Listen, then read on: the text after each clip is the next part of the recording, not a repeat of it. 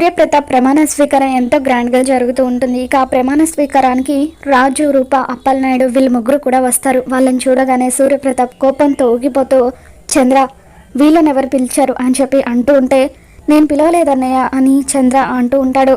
మమ్మల్ని ఎవరు పిలవలేదు పెద్దయ్య గారు అని చెప్పి అప్పలనాయుడు సూర్యప్రతాప్ గారి ప్రమాణ స్వీకారానికి ఆహ్వానం అని రాసుంటే అది చూసి మేమే వచ్చామని అంటూ ఉంటాడు. ఇక్కడికి రావడం మా హక్కు పెద్దయ్య అని చెప్పి రాజు అంటూ ఉంటాడు. కంగ్రాచులేషన్స్ నాన్న అని చెప్పి రూప బొకే ఇస్తూ ఉంటే థ్యాంక్ యూ అంటూ సూర్యప్రతాప్ తీసుకుంటాడు. ఇక ఆ తర్వాత సూర్యప్రతాప్ని ప్రమాణం చేయమని స్టేజ్ మీద యాంకర్ చెబుతూ ఉంటుంది.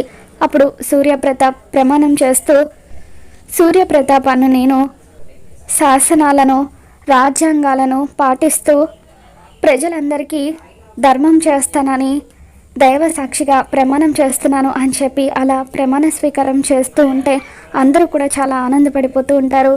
దీపక్ మాత్రం అలా కోపంగా చూస్తూ ఉంటాడు. మరి ఈ వీడియో మీకు నచ్చినట్లయితే తప్పకుండా లైక్ చేయండి.